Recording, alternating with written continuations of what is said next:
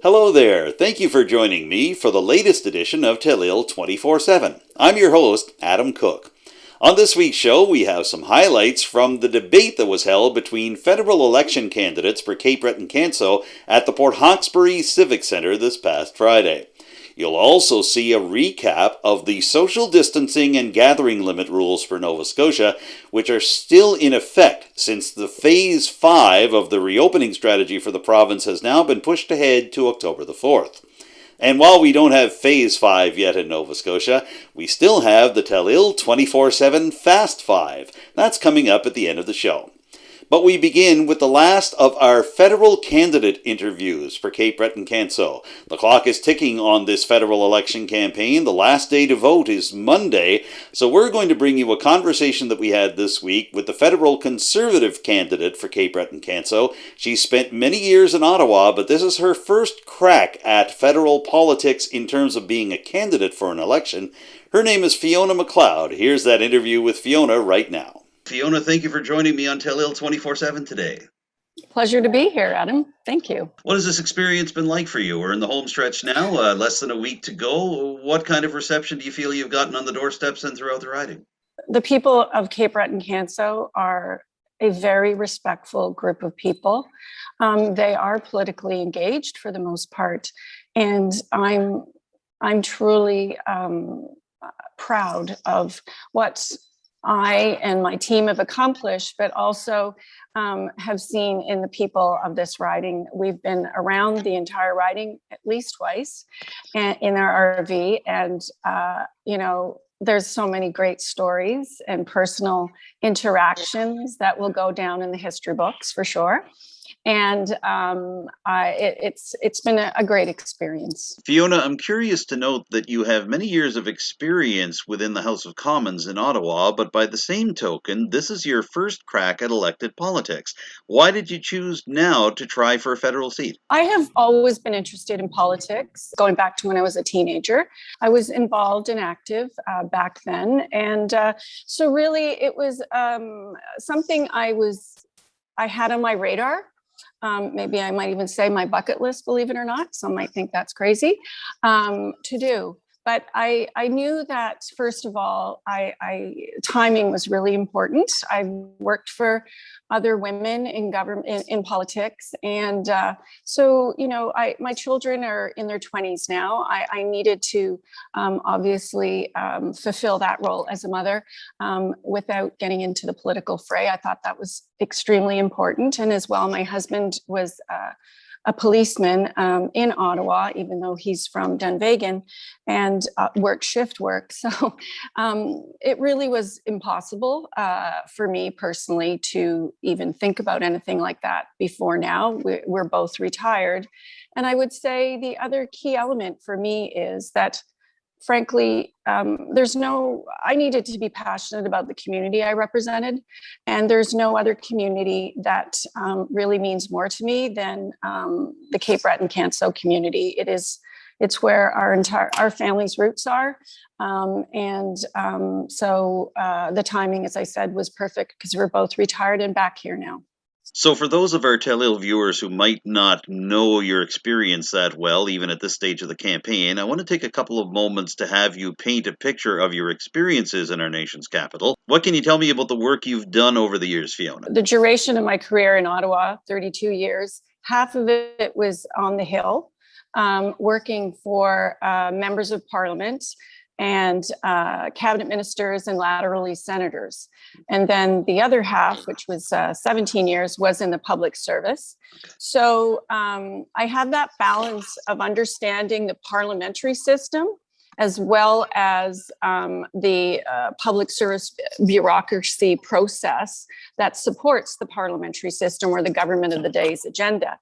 Given that you're running for the Conservatives, Fiona, I think some of our Telile viewers might be surprised to know that you have some insider experience working with the Liberal government of Justin Trudeau over the past 6 years. Specifically, you have some insight on the Liberal government's decision to place an Ontario MP, Navdeep Bains, in charge of the Atlantic Canada Opportunities Agency. Can you tell us a little bit about your experiences there and what you learned from these experiences? when I was at Industry Canada, which became Innovation, Science and Economic Development under Prime Minister Trudeau in 2016, was my role as ministerial liaison. Managed a team that worked closely with Minister Baines's office. And at that time, they changed the economic development agencies who were running individually, separately, independently under Minister Baines. And I did see firsthand the implications of that decision from firstly, an operational perspective. It put an additional layer of bureaucracy on approvals of any economic development announcement. And then secondly, also, I observed the impact, especially in Atlantic Canada, of having a minister from Toronto overseeing that agency.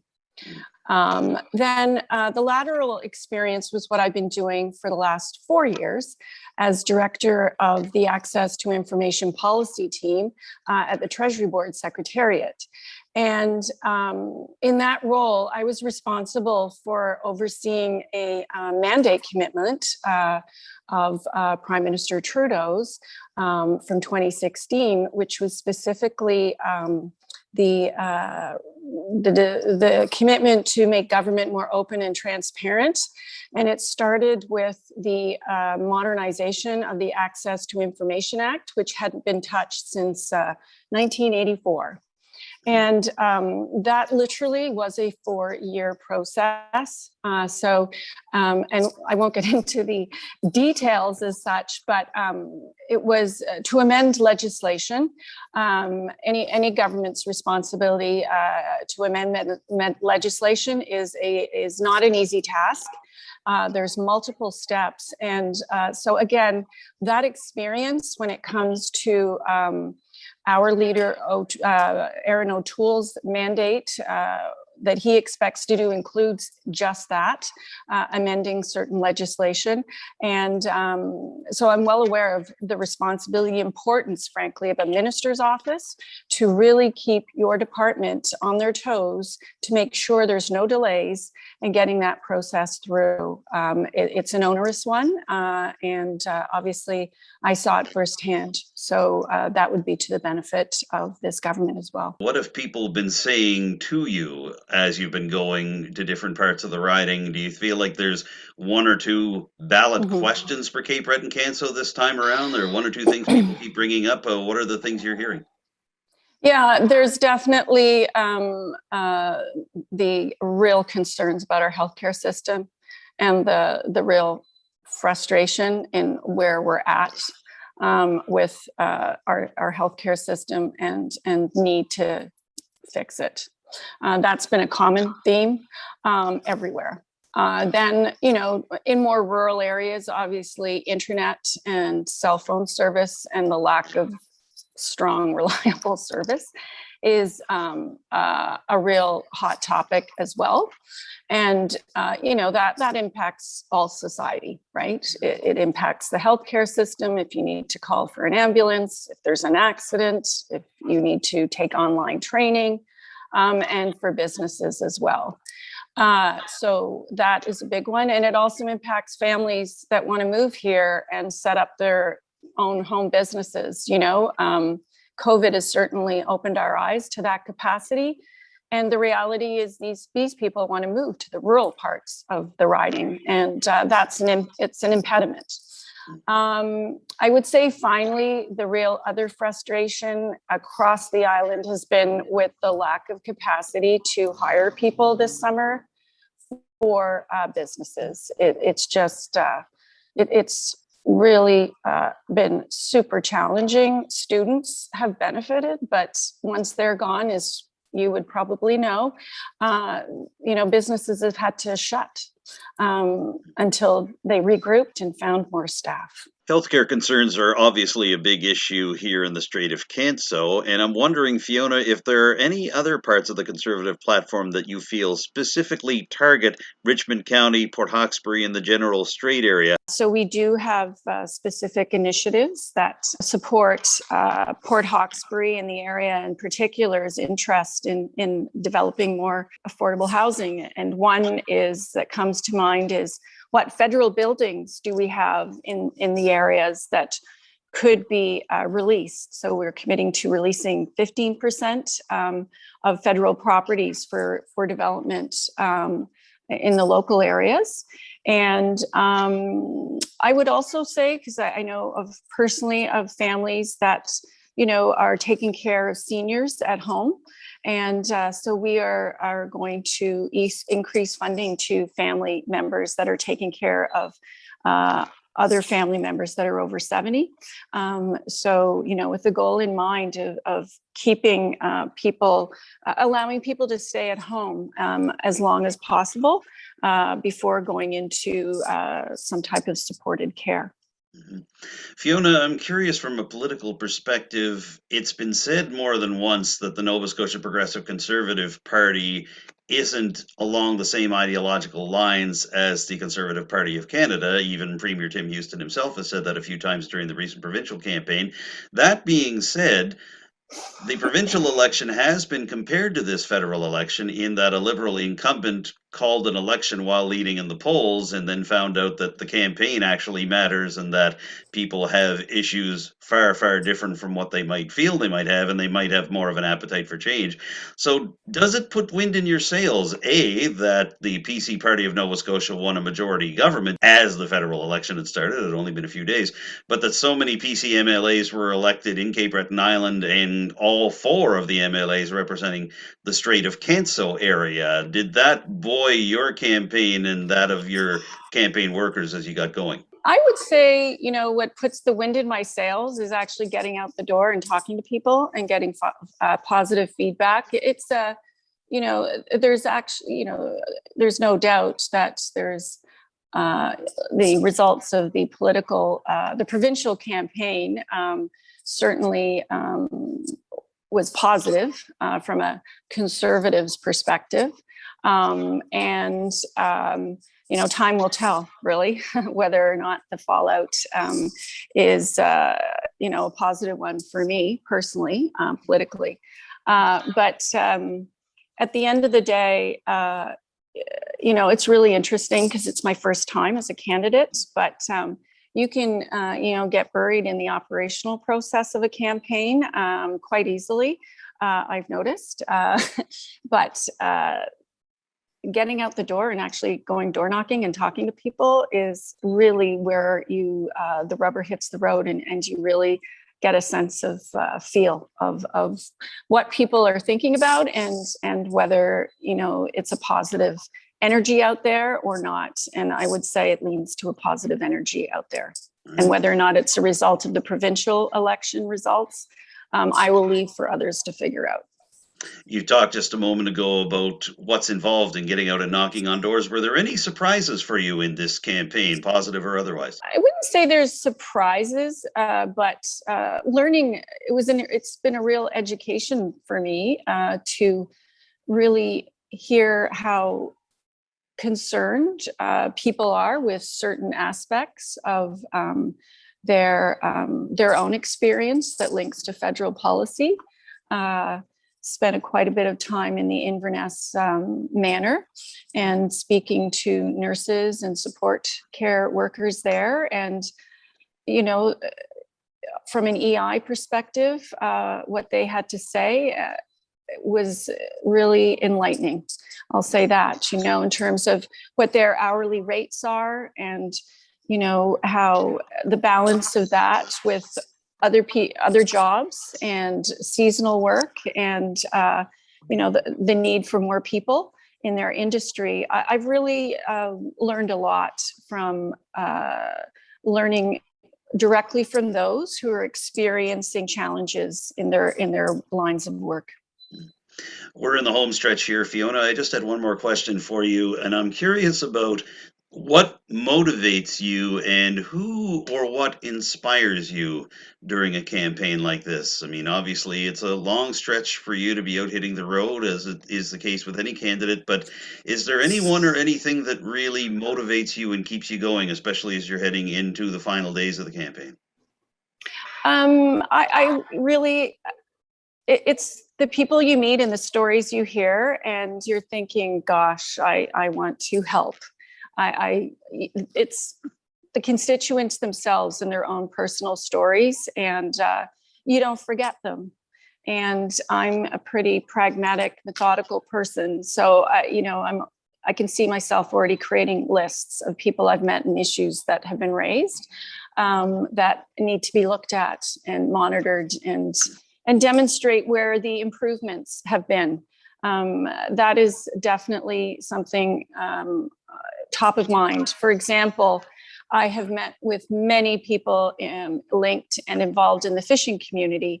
And I realized, my goodness, we have dredging issues, we have breakwater issues, and we have wharf issues with those wharfs that were divested years ago and in need of repairs. I think I need to do a mass audit, if elected, of what exactly are all of those wharfs and breakwaters and dredging needs, and figure it out with the community, how over a 4-year period we can work towards addressing them in a methodical way. They all can't be fixed all at the same time, but there has to be an approach that is methodical and delivers some results in those areas. We've covered a lot of ground in a short time, Fiona, as I thought we might.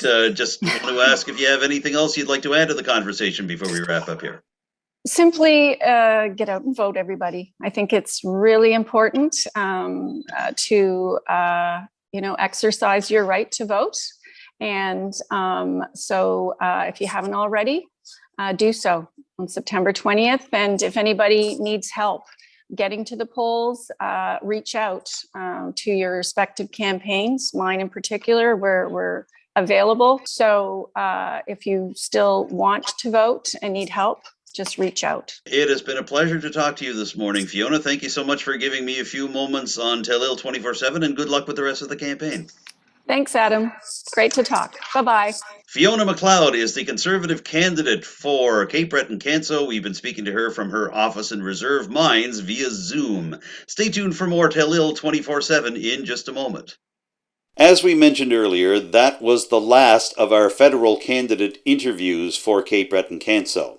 And I want to point out that we did extend an invitation to Brad Grandy, who was running for the People's Party of Canada for Cape Breton-Canso.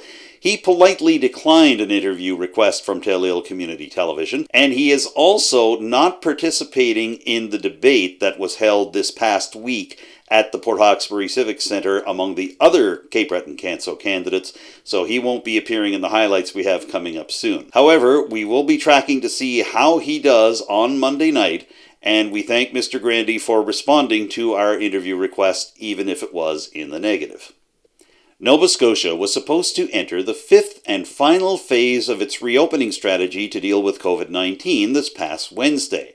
However, a recent spike in COVID-19 cases here in Nova Scotia has led the provincial government and the Nova Scotia Office of Public Health to postpone that reopening phase until October the 4th. Some of you may still be wondering, what are the social distancing and gathering limit rules under Phase 4 that are still in effect right now until October the 4th? Well, here's a recap of those rules that I did not long ago for Telile 24/7. So the first thing you need to know is that while there are no longer household bubbles in Nova Scotia, there are still specific gathering limits. You can get together with 25 of your family members or close social contacts indoors, or you can get together with 50 of them outdoors without having to use physical distancing or to wear a mask. Unless, and this is a big unless you are in a public space, indoor or outdoor, that is requiring you to wear a mask. Now, things have changed a little bit in terms of overall mask wearing in Nova Scotia. It's no longer being strictly enforced for small groups or for individual use. However, there are going to be times when a large group gets together where mask wearing is going to be required. So check out any individual spot you happen to go to make sure that you know the rules and that you stay safe and know whether or not to put your mask back on. Changes have also come for the retail sector here in Nova Scotia. All stores are now allowed to open to maximum capacity. However, physical distancing is still in effect and you must wear a mask when you're inside a store. Things are a little different in the restaurant and licensed establishment sector. For starters, restaurants can allow up to 25 people per table. They don't have to wear masks as long as they're not moving around and as they're just eating and having drinks. In the licensed establishment sector of things, customers can now go up to the bar to order a drink, and bars and restaurants are allowed to stay open for their regular hours. As well, music is permitted at bars and restaurants. However, the musicians have to abide by the rules that have been set out in the arts and culture sector of the Phase 4 regulations. I'll tell you about those in just a moment or two. And we are pleased to report that a Nova Scotia tradition is back at bars and restaurants. Dancing is permitted, in small groups, mind you, but you can actually dance again at venues in Nova Scotia. But check the rules for each individual venue to make sure that you're dancing within the legal limit. There are also changes in the recreation and sports sector. For example, a wide variety of recreation and leisure businesses and organizations, such as dance classes, music lessons, escape rooms, and indoor play spaces, can operate at maximum capacity as long as public health measures are in place, including distancing and masks. As well, fitness and recreation facilities such as gyms, yoga studios, pools, and arenas can operate at maximum capacity. They too have to have public health measures in place, including masks and distancing. Organized sports practices, games, league play, competition, and recreation programs can involve up to 25 people indoors and 50 people outdoors without physical distancing. Tournaments are allowed when they are run by or affiliated with a provincial sport organization following their return to sport plan. As well, people can come and watch these games and practices, but they have to follow the gathering limits for events hosted by a recognized business or organization. Day camps can operate with 30 campers per group, plus staff and volunteers, following the day camp guidelines. Masks are no longer required for children aged 12 and under in childcare settings. These include day camps and overnight camps. And masks are no longer required at outdoor public places where it may be difficult to maintain physical distance, such as markets, playgrounds, and parks. Now, a couple of minutes ago, I told you that I would give you the regulations for arts and culture performances in Nova Scotia, and here they are. Performances or rehearsals involving a maximum of 25 people indoors or 50 people outdoors can take place without masks or social distancing. And audiences are allowed into these performances. However, they have to follow the mask and social distancing guidelines set out by the organization or business running the event. In addition, museums, libraries, and the Nova Scotia Art Gallery are allowed to be open to maximum capacity. However, physical distancing and mask wearing will be enforced at these venues. So what about churches and houses of worship? Well, faith gatherings have been taking place in Nova Scotia since early July, and weddings and funerals are now permitted, as well as wedding receptions and funeral visitation if they're run by a recognized business or organization. In each case, 50% capacity rules must be maintained to a maximum of 150 people indoors and 250 people outdoors.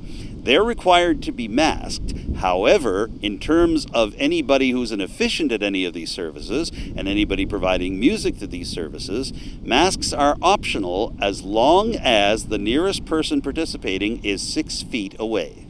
And finally, here are the current COVID-19 restrictions for continuing care facilities. All long-term care residents can leave the facility to visit indoor and outdoor public places like parks, stores, and restaurants. Fully vaccinated residents can have visitors in their rooms and visit their family's home, including overnight stays. And residents who are not fully vaccinated can still have visitors in designated indoor visitation areas. As I mentioned earlier, this past Friday at the Port Hawkesbury Civic Centre, Telile Community Television partnered with the Strait Area Chamber of Commerce and 1015 The Hawk to host a federal candidates debate for Cape Breton-Canso. Mike Kellaway of the Liberal Party, Fiona MacLeod of the Conservatives, and Jana Reddick of the NDP took part in the debate, and we have some highlights of that debate for you right now. Don't forget that you can see the debate in its entirety on Telile's YouTube channel, and you'll be able to see the broadcasts of the debate right up to Election Day. But for now, here's a little sample of some of the things that we got to talk about during the course of the debate. And in the Quad counties, we know that this has impacted sectors, COVID-19 has impacted sectors like the tourism sector, like the gig economy. And what we're going to look to do, and what we are doing, is extend the wage subsidy benefit, because we believe that we're going to come out of this stronger than we were before we got into it. I believe in the people of the Quad counties. I believe in the people of Richmond and Antigonish and Guysborough and Inverness County. So we're going to extend the wage subsidy, but also this.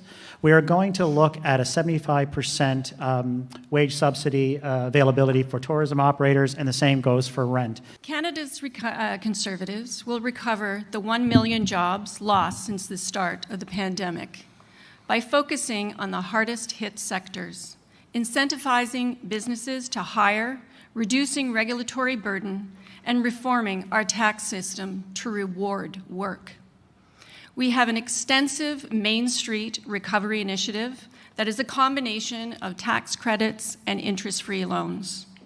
We are launching the Rebuild Main Street tax credit specifically that will provide a 25% tax credit on amounts up to $100,000 that Canadians personally invest in small business over the next 2 years.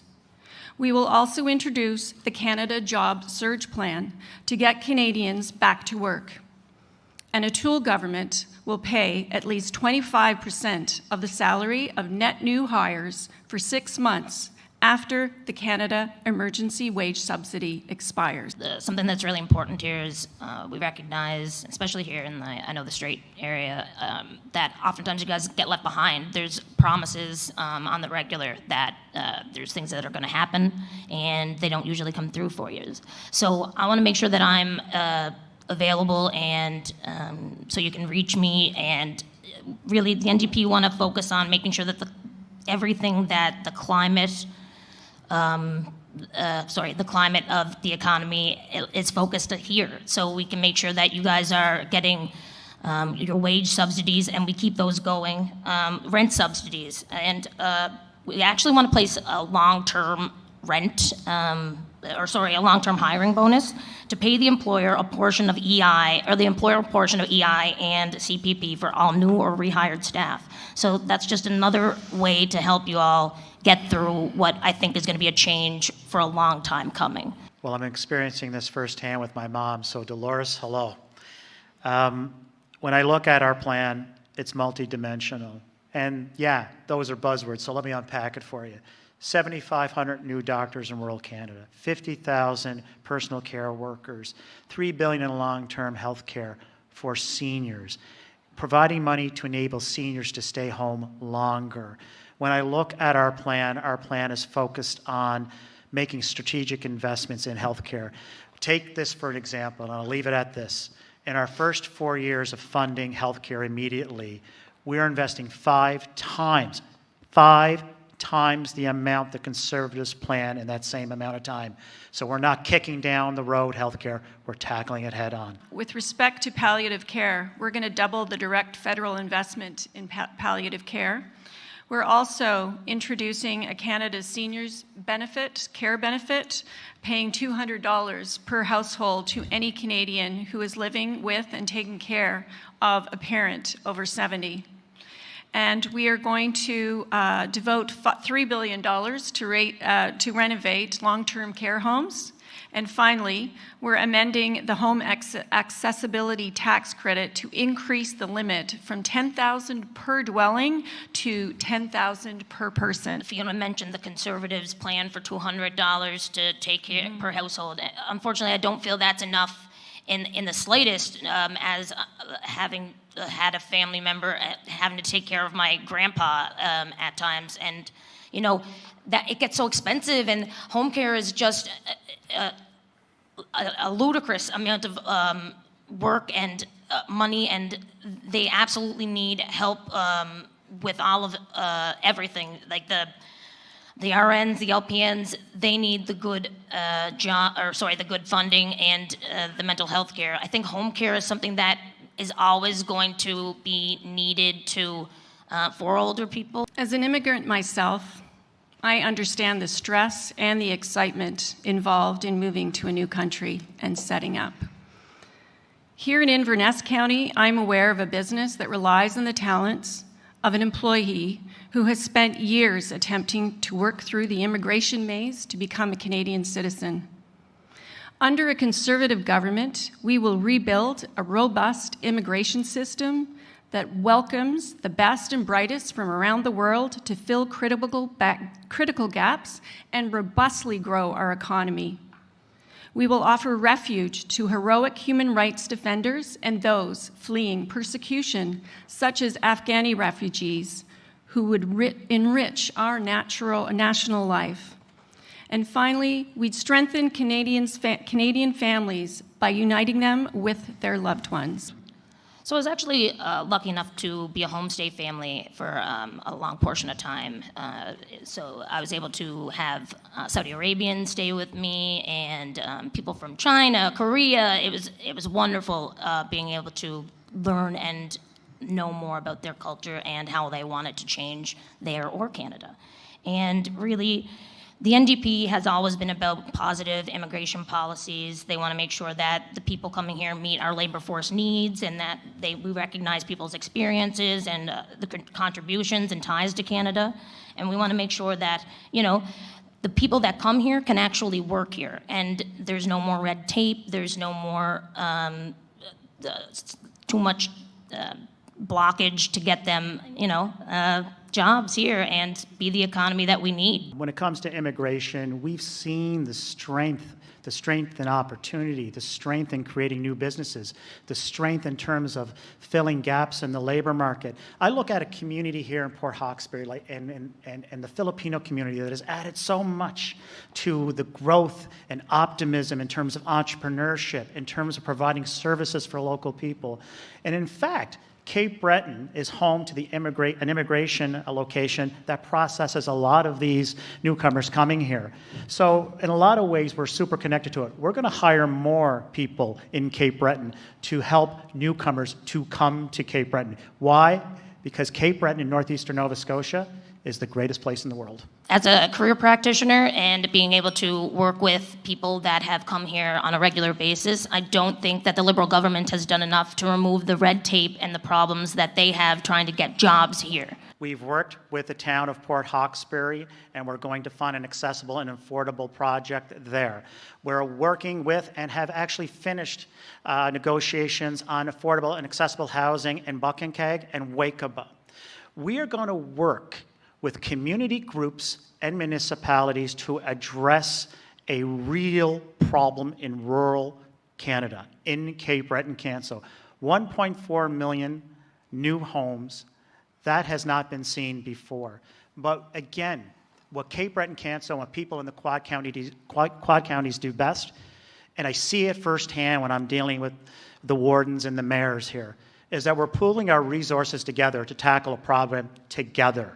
And that is going to lead to a better day for everyone. The dream of home ownership and even renting a home in Cape Breton-Canso is becoming more challenging.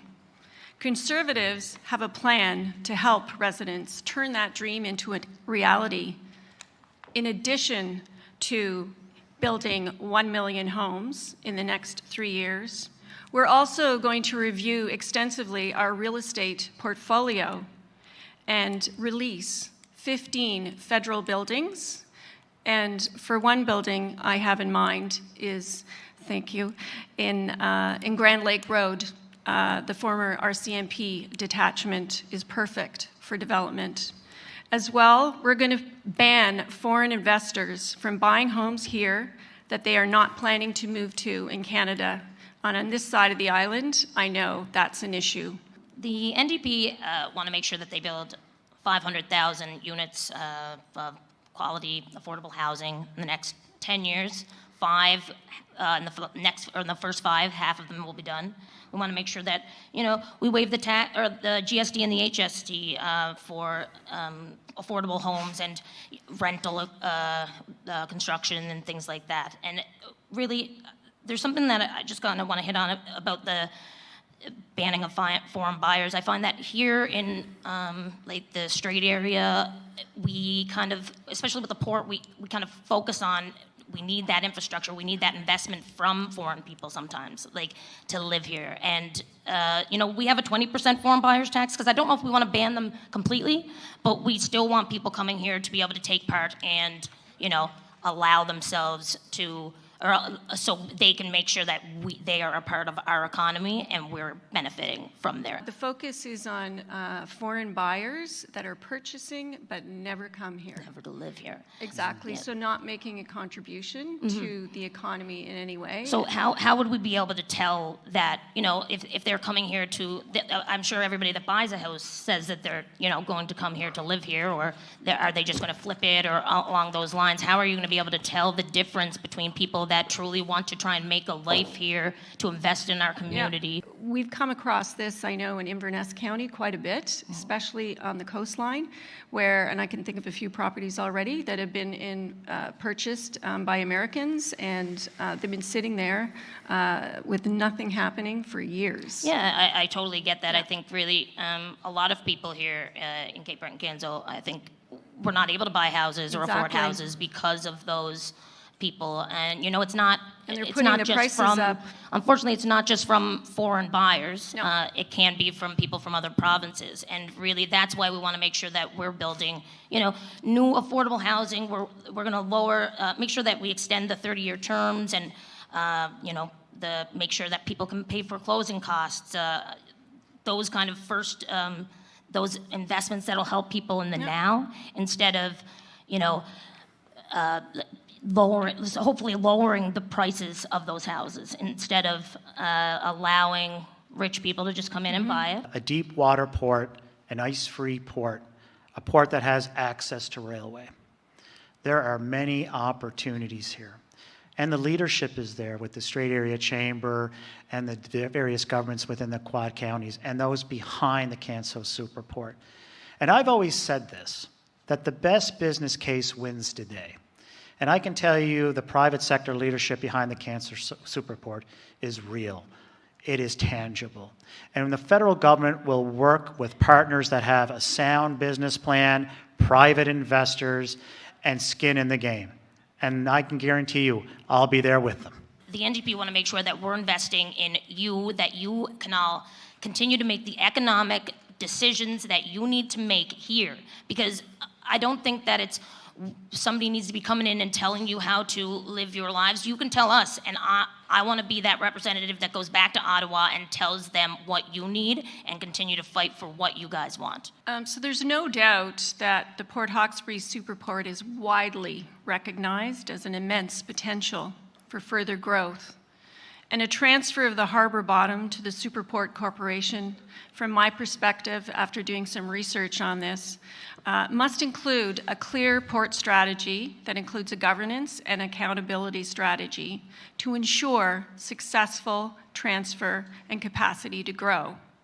And I base that on the experiences of Digby and the Summerside PEI.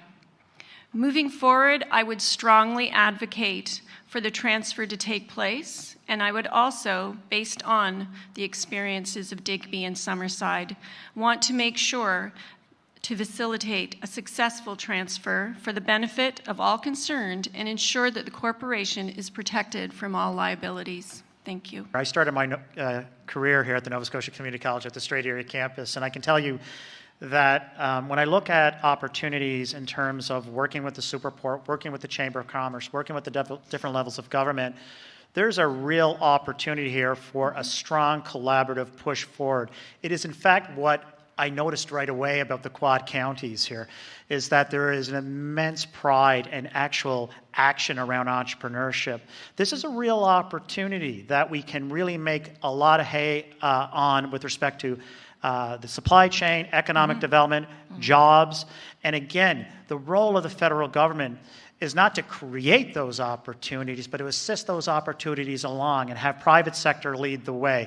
And I'm going to tell you something right here, right now, having spent 8 years working here at the Strait Area campus, the entrepreneur spirit here in the Quad Counties is real and will be continue to be felt as we move forward after the pandemic.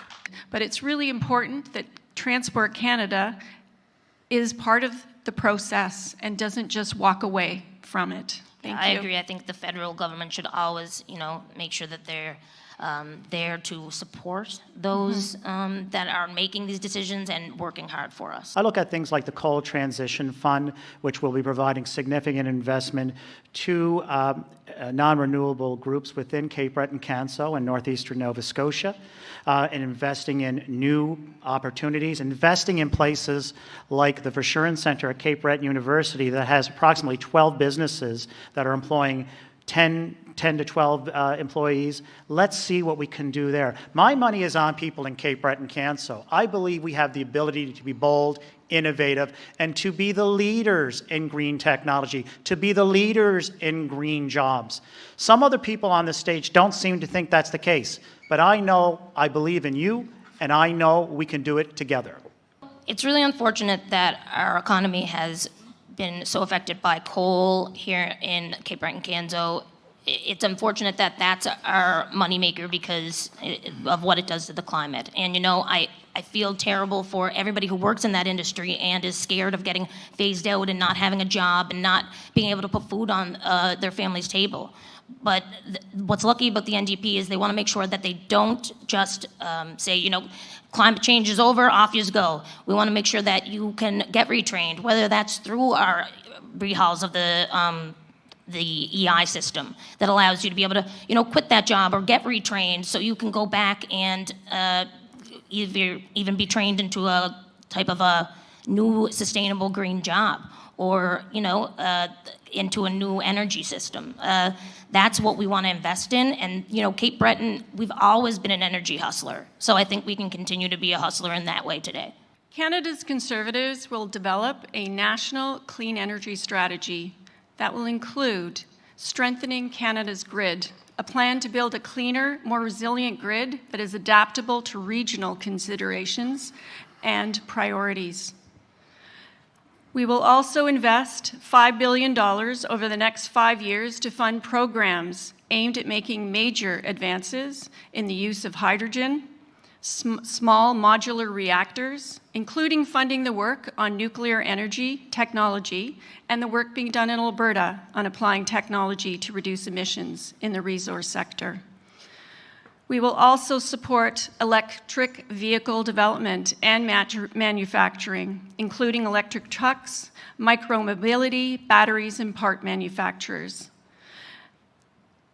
I know in Port Hawkesbury alone, I've met with the mayor, and there's definite interest in advancing environmental initiatives to support a sustainable and growing economy here, and we can help with that. Too many times we've been shown that they'll say whatever they need to get into office, and we keep on I don't know. How do we trust that? How are we able to know that they're telling the truth? One of the dangers we have when we have debates is being so cynical, it's corrosive. When you say that the Liberal Party of Canada hasn't done anything for Cape Breton and northeastern Nova Scotia, we don't have reliable internet and cell phone service. We have ways to go to improve, but here's a party.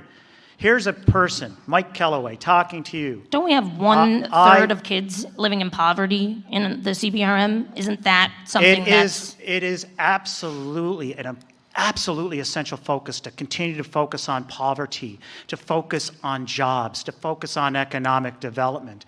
And we always need to improve that. But I stand here to say that I know that we have a road to go.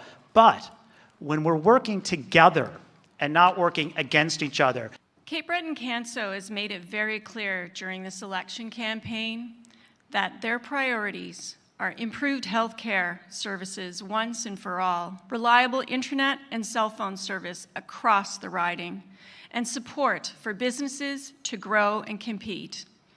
I will support federally and with our provincial colleagues anyone to advance these issues, no matter the government.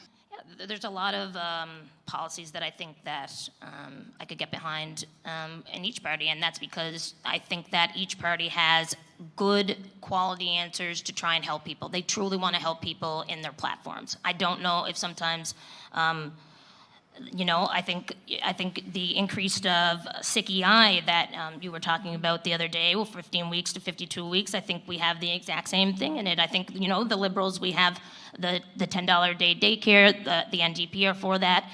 Anything that's for the benefit of this place, I can totally get behind and work with, federal parties, other MPs, or provincial or municipal, no matter what the party. And as long as it's for the best interest of Cape Bretoners and the Canso region, I think that I'm for it. A good MP reaches across party lines, and I had an opportunity to work with a really great guy, Todd Doherty. He's an MP at West, and he is so passionate for a lot of personal reasons, a great man, around a suicide prevention hotline.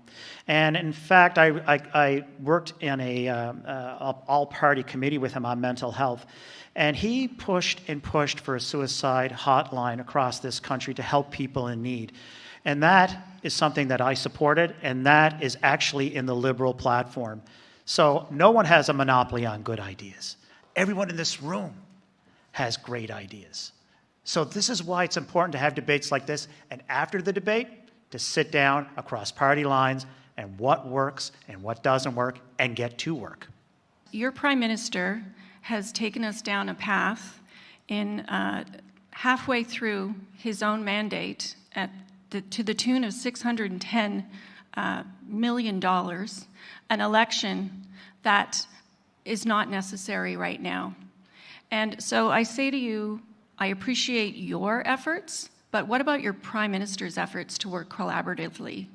If he could do that, we wouldn't be in this election right now. We're at a crossroads. With all great crises, you come to crossroads. We had so in 1918, World War II. And where you want to take your country. And we believe that you invest in people, places, communities, Canadians, and keeping Canadians safe, but also investing in business and not-for-profits. There's a clear line here we want to go. We're in 2 years Here's a clear of your line mandate. where we want to go. $610 million. Do we want to go back to the ways of the Harper regime? And then we he remember says he'll those do it days. again Do we if want he to go gets back another when Aaron minority. O'Toole closed Veterans Affairs offices? Do we want to go backwards? Do we want to go forwards? The last 2 months in Parliament, it was embarrassing to see the Conservative Party drag their heels on money that has to go to Canadians. But wasn't there was many times where you could have voted for benefits for Canadians, but a lot of times it almost seems like you don't want to vote for, or Liberals almost don't want to vote for anything that's not made of their own plan. Hear, hear. One size fits all. That's how you govern. As My long way as it comes from and no the other Liberal way. mindset, that's fine. But if it comes from the NDP, if it comes from anybody else, you refuse to work with us. You just want to get rid of it. This is, again, an incredible tragedy. And when we look at the progress we've made, there's so much more to go. When we look at, there's close to about 80 recommendations in the Truth and Reconciliation that have been met. But there's so much work to do. But I can tell you that First Nations people are not second-class citizens. All we seem to hear is, nation to nation, investment, social detriment, things like that. Those are buzzwords that don't actually seem to matter at any other time during the year, except when Justin Trudeau was planning an election. He has not made any movement towards the Truth and Reconciliation Act or anything along those lines to try and get any help. He takes children to court that have, saying that the trauma that they faced isn't as financially beneficial or worthwhile as other traumas. I find that how you can say that the Liberal government is really working any way towards these poor, these women and these children, and there's so many people involved that are trying to help here in Nova Scotia. There's so many nonprofits and amazing people that do the work, and there's not enough funding coming in. There's not enough safety nets for them. There's certainly not enough mental health care for them, for the people going through it, or the workers that have to deal with it. And it's so disappointing to know that this is just going to be another promise that I feel like never gets fulfilled. I would just like to know why they're second-class citizens and these girls and these women never seem to get any better. Number one, conservation and sustainability are key to the fishery. There is a reason for the season. That is first and foremost. But also, too, the Mi'kmaq, not once but twice in the Supreme Court, had moderate livelihood upheld. So we need to continuously work. And for the viewers out there, I talked about this at the last debate, we need to consistently look at an industry, government, and nation-to-nation discussions on how we improve things. We have an interim agreement in Boudreau, and for that, I thank the First Nations fishers and leadership, and also the non-Indigenous fishers out there, particularly in Richmond County. Thank you for your leadership, and this is what collaboration is all about. It's not easy all the time, but when you have goodwill and good people, you avoid what happened on the South Shore. It didn't happen in Cape Breton. The fishing industry in Cape Breton-Canso is an industry we should be proud of, supplying global markets. Unfortunately, the recent tensions between commercial fishers and Indigenous fishers has been left to escalate due to lack of leadership by this Liberal government. Just this week, we had a display of conflict due to that lack of leadership. Aaron O'Toole understands this issue well. He, in fact, studied it extensively at law school. We respect Aboriginal rights to a moderate livelihood, but we also respect the need to maintain a sustainable industry for current and future fishers. We will work with all fishers to restore calm and confidence by respecting the importance of all resources. We will put stock conservation first. I'm 100% for a Indigenous moderate livelihood fishery. I think that, there's been rights that have been taken from many people due to these things, and unfortunately, I think that it falls on the fishermen's, both Indigenous and non-Indigenous heads too often. I think that really this should have been a government issue that was taken care of a long time ago, and no wonder that it's so frustrating for our fishermen right across the board. I don't blame anybody for getting upset. I know that it hurts so many people and so many families, but the violence that occurred should have never occurred and could have been avoided if the government had made choices and the DFO had made choices to pay attention to what was actually happening on the ground. Richmond Inshore Fishermen's Association saw a 30% decrease in their fish stocks this summer following what's been going on their side of this island. What are you going to do about it? Maybe it's a little too late, though. Well, on that death knell note, I will say this. It is never too late to work together to make a better Cape Breton-Canso riding. I'm hearing Where's tonight the leadership it's too late. on this it's issue? too late to work on agreements. Well, you had in 6 fact, years. when we have an interim agreement now with Boudreau with the federal government and the First Nations leadership, that has been respected by Gordon MacDonald and Carla Sampson. So when you say we can't do things, decrease. when you say we can't do things, I say we can't can. fix When the you say problem. hope and fear, I say hope and action. That's No. the difference between the Conservative Party leadership and a federal Liberal Party. Aaron O'Toole, from my personal perspective, deserves to be the Prime Minister and lead this country through the economic stress it has undergone during the pandemic. He has a solid recovery plan, from my opinion, that stimulates this economy and helps every group in this society. He's also been serving Canada since he was 18. He was a member of the RCAF, navigator on the Seakeem helicopters here in Nova Scotia. He is a lawyer specializing in business law, and he's been a parliamentarian for 18 years. He's got the creds for this job. I think Jagmeet has shown over the past the 18 months of the pandemic that really he's going to fight for the people of Canada. He's going to fight for the people that need it in the now and make sure that the agreements are met and made.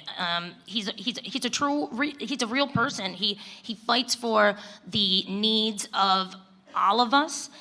He's a personable guy. He doesn't act like he's better than anybody or smarter than anybody. He just tries to do his best to make sure that people feel like they're represented and gonna get taken care of in this society. You know, he fights against systemic oppression, and he knows about it, and that's something that I think we could all benefit of a leader, because, you know, never before have we had a leader that would acknowledge that these systems exist, and we don't have them that kind before. My dad was in charge of mine rescue for about 10 years, a miner for 30. When there was a mining disaster in Cape Breton, he was there. When West Ray happened, my father was there within 3 hours. He often said that crisis reveals character. And I think what we saw in the last 24 months is a prime minister that did everything he could to keep people safe. And that's the fundamental piece around leadership. Keeping people safe, trying your best every day to keep people safe. We've seen in other provinces where there's leadership, where there's voids in leadership, and where there's crisis in healthcare, crisis in dealing with COVID. Justin is a real person, but Justin is a leader. Justin is a person who met the challenge head on and will continue to meet the challenge head on. Crisis reveals character. When he called this election, when people, you know, really didn't want it, and he knew that people didn't want it, especially here in Nova Scotia when we had just gone through an election and we're exhausted. Do you think that was a thing that Canadians needed? Do you think that there could have been work done better than this planning of an election to try for more grab of power? That's the thing that worries me about Justin Trudeau and almost the power-obsessed power grab that this election became. Yeah, I don't think it's a sign of leadership. I think it was a sign of opportunism. When you look at the three parties and you look at what is our response, how do we come out of COVID, you know, you need a clear demarcation line in terms of where you stand. When you have a leader of a party that doesn't know that all of his MPs are vaccinated, when you have a leader of a party that talks about taking Canada back from whom? And back to where? That's my question, and that's why we're having this election, because we're at a clear crossroads. Do we go back to closing Veterans Affairs, cutting immigration jobs in Cape Breton, or do we invest in people, places, communities, and industry? I say we do that. We invest in people. That's what this election's about. Even though we had a good discussion for 75 minutes of the candidates' debate, there were still a few questions left over to ask. So here's the third and final Telile 24/7 election edition Fast 5, featuring the Conservative candidate for Cape Breton-Canso, Fiona MacLeod. And we're pleased to welcome back Conservative candidate for Cape Breton-Canso, Fiona MacLeod, to play the world-famous Telile 24/7 Fast 5. Fiona, thank you for jumping in. Are you all ready to go? I am. I've got my seatbelt on. You don't want to fall out of the Zoom call while we're doing the Fast 5. Here we go. Okay, first of all, coffee, tea, or neither? Coffee and black. Black coffee. Spoken like a campaigner. I like it. All right. Only in the morning, though. Only in the morning, though. Yeah, all right. Yeah. Good. All right. Your favorite movie. You could watch this 100 times and still love it. Love Actually. Love Actually. Mm-hmm. Nicely Soundtrack done. and movie is great. There we go. Do you watch it not just at Christmas, or do you save it for Christmas? Normally Christmas, but over COVID, my daughter and I were in lockdown together, and yeah, we pulled it out a few times. Oh, there we go. Good. Whatever fills the heart. All right. Yeah, You exactly. you can be one animal for a day. What would that animal be? I'd be a dog, Would you probably a be Labrador. a Labrador? Yeah. There, you think they've got a good easy life, do you? Well, they got a great personality. Okay. There we Yeah, are. speaking from personal experience. Aha, there we are. You've had some good dogs and Yeah. some Labradors through your life. That's lovely. Okay. All right. Dream vacation for Fiona MacLeod. What would it be? Right now, it's to return to Dunvegan and have an uninterrupted week vacation. Even though it's cool, I understand the water's still warm. And just chilling. Walking the Broad Cove Marsh Road, very therapeutic. Yeah. With my dog. With the Labrador. And, there we are. yeah. Good. Mm-hmm. The Cape Breton Summertime Review had a song years ago called Dunvegan Dreams. So that dream would come true for you. It is true. Yep. Yeah, that's lovely. And wrapping up the Fast Five, if you could be a forest or a tree, which would you prefer? I think a tree. Why a tree? Yeah, I deep roots in one spot. How's that for a poetic comment? That is a very philosophical and poetic answer, and one I don't hear very often on the campaign trail, so I appreciate that. I just came to mind. You can all analyze that as much as you want. Nicely done. All right. Well, listen, thank you for playing the Telile 24/7 Fast Five, Fiona MacLeod. It's been great to have you. That was fun. Thanks a lot. All right. Fiona MacLeod is the Conservative candidate for Cape Breton-Canso. She is the latest contestant for the Telile 24/7 Fast Five. And that wraps up this week's edition of Telile 24/7. A big thank you once again to my interview guest this week, Fiona MacLeod, and thanks to my Telile colleagues Becky, Bourinot, and Nick Boudreau for their assistance in filming and producing the candidates debate that took place this past Friday at the Port Hawkesbury Civic Centre. Don't forget you can watch the debate in its entirety on Telile's YouTube channel. You can also see every single episode of Telile 24/7 there, including this one. And we'll broadcast the debate right up to Election Day. And if you haven't voted already, make sure you do so, ladies and gentlemen. That's it for Telile 24/7 for this week. I'm Adam Cook. Thank you once again for tuning in. I look forward to seeing you again next week with a brand new edition of Telile 24/7. Talk to you then.